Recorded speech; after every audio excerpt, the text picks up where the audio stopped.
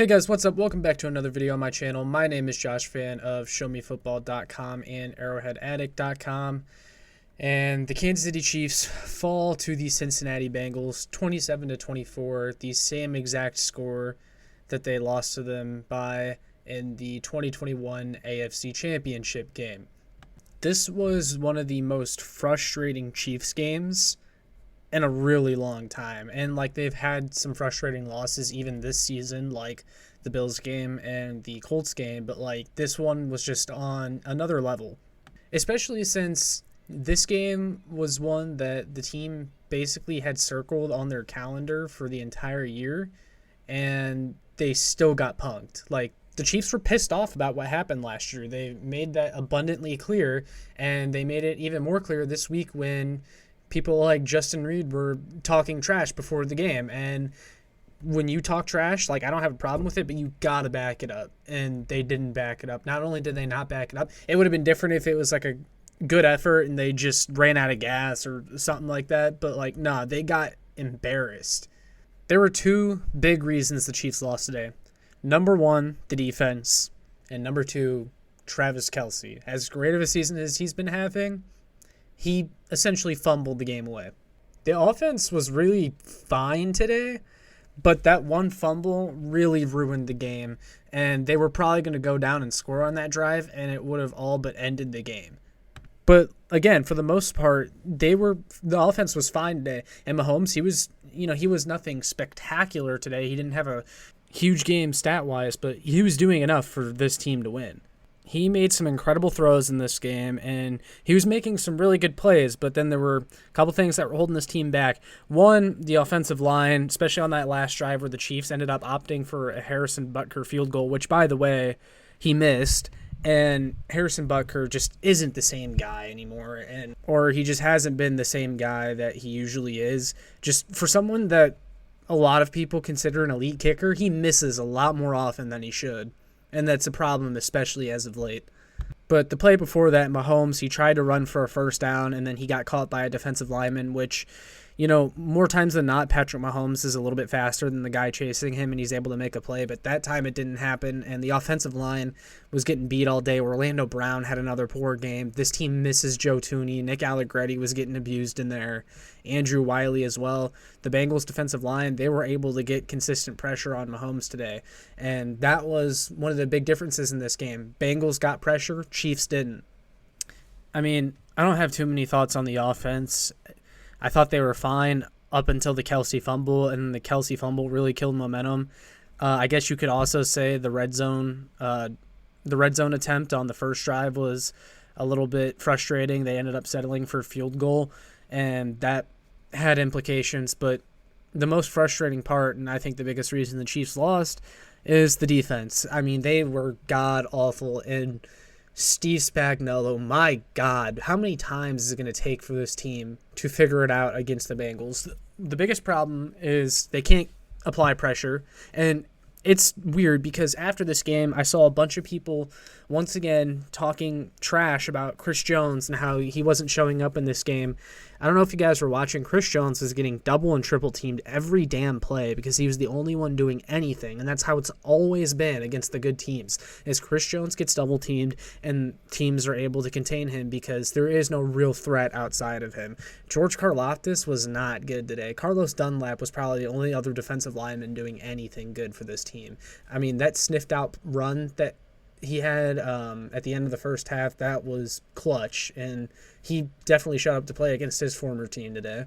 But this team couldn't get pressure on Joe Burrow, and anytime they did, they couldn't finish the damn tackle. And there was also the play at the end of the game where Mike Dana beats his blocker and then just stops. Or it was not the last play of the game, but the last play that mattered, where the Bengals converted for a first down and then were able to run out the clock afterward. It was 3rd and 11. Chiefs had a chance to get the ball back if they stopped Cincinnati, but instead Mike Dana beats his guard and then just stops with Burrow right in his face and a chance to get him for a sack. And I don't know what happened there, but that was frustrating to watch. The Chiefs also blitzed a ton in this game. Spagnuolo loves to blitz. He loves to blitz against Cincinnati. He thinks it can work against Joe Burrow, but it doesn't work. And the blitzes weren't even getting home, which was the concerning part too. Like, if you're going to blitz, those blitzes need to be hitting, and the blitzes were not hitting. And something that I predicted happening before this game is that Steve Spagnuolo was going to leave Joshua Williams, the rookie cornerback, one-on-one on Jamar Chase in this game, and it was going to bite the Chiefs, and it absolutely did. And you just knew it was going to happen. It's so predictable. This defense is so damn predictable, and that's one of the most frustrating parts, is that it's just stupid decisions that are absolutely maddening, and this defensive coordinator, Steve Spagnuolo, cannot figure it out. When you match up your inexperienced late-round rookie cornerback up against another team's superstar, the other team is taking that matchup every single time. So don't give it to them. And I really don't get the staff's infatuation with Joshua Williams. I get he's a rookie, he's developmental, but if he's developmental, he shouldn't be playing as much as he does, because he just gives up big plays. And right now, ideally, he's a fifth cornerback and a special teamer, but he cannot be playing in these spots. But the unfortunate reality is that the Chiefs have nobody else. The middle of the field was also wide open all day for Cincinnati. The linebackers were getting picked apart. The safeties over the middle of the field were getting picked apart. This soft zone coverage that Spags was setting up all day, it wasn't working. It was giving the Bengals all the yards they needed. I don't understand it. I don't know why you wouldn't just try to man up on them and give the defensive backs as much help as they need. No, you were just going to keep blitzing and blitzing, and it came back to bite you, just like it did last time. Especially last year, like that 3rd and 27 blitz that Spags pulled against the Bengals, and they were able to convert a first down. It's just embarrassing.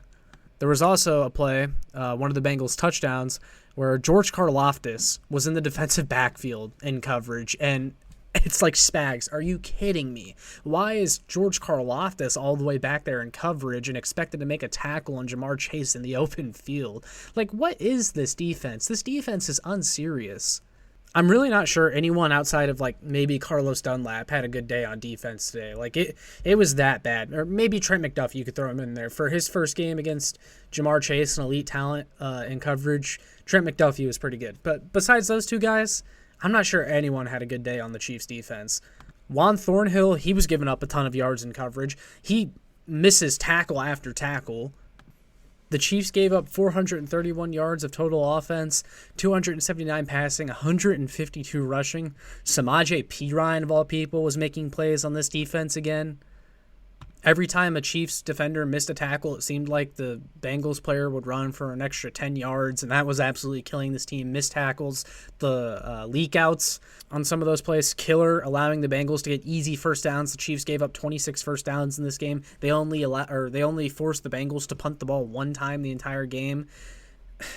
It's just not a good enough performance from the defense. And I know there's a lot of young guys on this defense still, and it's growing, but, like, this is a team you're going to have to face in the postseason, most likely, if you want to get anywhere. And another concerning part after the results of today's game, the Chiefs are 0-2 versus 2021 playoff opponents. The Bills and the Bengals, those were two teams that you faced in the playoffs last year, and you may very well face them this year, and both of them punked you. There is one drive, however, where the Bengals scored that I will cut the Chiefs defense some slack, and that was the one with the awful roughing the passer call and the interception that Juan Thornhill got that got overturned because of a really weak holding flag on Trent McDuffie while he was guarding Jamar Chase. Those were two awful penalties. They both happened on the same drive and basically rewarded the Bengals with points, and that was ridiculous. And the roughing the passer was probably the worst of the two calls. I don't know how you call that roughing the passer. I mean, that was a textbook tackle. And it's not even like Stallworth put all of his weight on Burrow or anything like that. Like, that was a perfectly good tackle. I don't get it. I'm not going to sit here and blame the refs for the game, though, because the Chiefs had plenty of opportunity after that to seize control of this game, and they did have control of this game until the Kelsey fumble. And, the last year when this team played the Bengals twice, I thought the Chiefs were the better team. They just shot themselves in the foot in the first game. And then in the playoffs, they beat themselves. I thought the Chiefs lost that game more than the Bengals beat the Chiefs. And that I thought the Chiefs were the better team, and I stood by that evaluation. But looking at this now, The Bengals are 3-0 in the last 3 games versus the Chiefs. It's time to admit they're the better team. Until the Chiefs prove they can beat them, the Bengals are the better team. The Bengals own the Chiefs. Joe Burrow owns Patrick Mahomes. I don't know what the mental block is that this team just cannot beat the Bengals, even though they are totally capable. But it's got to get figured out quick, because this is a team you're going to have to face in the postseason. You're going to have to go through if you want to win a Super Bowl. And you haven't shown that you can beat them. And again, this was a game that the Chiefs had circled on their calendar. They had talked about it. They knew who they were playing this week, and they came out flat against the Rams because this team was looking forward to next week against the Bengals, and they were preparing early for that game. And you come out flat, you go down 14-3 early, and you just get stood up by them again. A game that you were thinking about all year, and you lost to them again. People will also say that the Bengals were dropping 8 and the Chiefs were still throwing the ball too much. I really don't think the Chiefs threw the ball too much. I mean, they ran plenty. They ran for 138 yards. Pacheco and McKinnon both looked fantastic. I just think that there's situations where the Chiefs throw the ball and it doesn't succeed, and fans are like, oh my God, just run the ball. But if they had the first drive, the first offensive drive of the game where the pass got batted down that was going to go to Kelsey on third down, the Chiefs ended up kicking a field goal instead. But a lot of fans were right after that play were like, oh, why didn't you just run the ball? I think throwing the ball was the right decision. The Bengals were prepared to stop the run if the Chiefs ran it. And that play, if it got completed to Kelsey, that was going to go into the end zone for a touchdown. Kelsey was wide open. He had plenty of room to run after the catch too. But the Bengals just made a great defensive play to bat that ball down. I don't think the Bengals dropping 8 into coverage was as big of an issue today. The Chiefs had big passing plays. Mahomes was throwing some dots, couple to MVS. Juju made a fantastic play to get a first down early in the game. Kelsey got loose a few times. What killed them was that Kelsey fumble, though. I mean, I'm very confident, if not for that fumble, the Chiefs were going to go down and score. They were going to break 30 points, and they were going to win that game. But that Kelsey fumble changed the entire thing. That combined with a poor defensive performance, and you have a loss to the Bengals. Because that margin for error that the Chiefs used to have, they just don't have anymore. With a team as talented as the Bengals, you can't mess up as many times as they do and still expect to win. Those days are over. We've said that for a while now. And the Chiefs they're shooting themselves in the foot in these games, these close games. And it's going to cost them the postseason. Luckily we didn't have any special teams screw-ups today, thank God, or else I'd be on here blasting Dave Tobe again. And I probably would be if the Chiefs actually forced the Bengals to punt at all in this game. But another disturbing trend is that this is the 7th consecutive game where the Chiefs have had a giveaway. And they showed that on the broadcast today with a graphic. I think that's the longest streak in the Andy Reid era where the Chiefs have had a giveaway on offense, and that's not good because that's stuff that's going to cost you a playoff game. You cannot be turning the ball over. The Chiefs had a key turnover in both games against both the Bills and the Bengals this year, and those 2 games they lost, and those turnovers were very much the difference. In the Buffalo game, that red zone interception that Patrick Mahomes threw, if that doesn't happen, the Chiefs win that game. If Kelsey doesn't fumble in this game, I'm very confident that the Chiefs win. Frustrating result, frustrating game. You really wanted to beat this team, and now you're not the 1 seed anymore because you have the same record as the Bills, and the Bills own the tiebreaker. The Chiefs lost the 1 seed when they lost this game. So that's the unfortunate part, is now you have to fight to get that 1 seed back, and you have to hope that the Bills screw up somewhere. The good part is the Chiefs have a pretty weak schedule going down the stretch here. They play the Seahawks, the Raiders again, the Broncos twice. It's not a hard schedule at all. In fact, there's a very good chance that the Chiefs win out. But losing this game definitely hurts. That said, it's not the end of the season. It's a tough loss. It's not like they got blown out. They lost a close game to the Bengals. Now they need to figure this shit out that they keep doing, or else these close games are going to continue to be close losses, like the turnovers and just the mental mistakes and the bad situational football.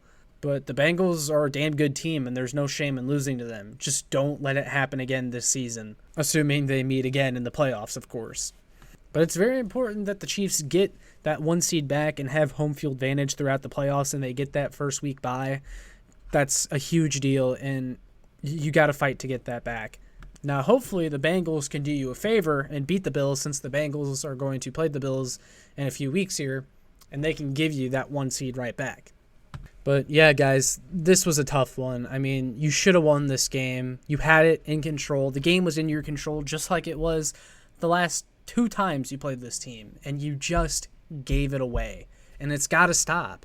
At some point, they have to figure it out. And the piss-poor defensive play that this team always has against the Bengals, that's got to stop. And Steve Spagnuolo has to be held accountable because this Bengals team has showed they can beat you the way that you're playing defense, and you keep doing the same thing over and over again against them. The poor tackling, the lack of effort. Why? Where is the effort against this team? Because for as pissed off as this team sounds off the field about playing the Bengals, they don't seem to really play like it on the field. Just a frustrating game. Like, they got to figure it out, man. They got to figure it out, or else they're not winning in the postseason. That's all I got to say, man. But if I keep talking about it, I'm just going to keep saying the same stuff over and over again. So, I mean, those are my thoughts on today's game. Very frustrating. Just got to bounce back next week and take care of business the rest of the season. I still feel good about this team. Nothing has changed today in my mind, as far as this team being a Super Bowl contender or anything like that. But they got to clean this stuff up. They got to play better.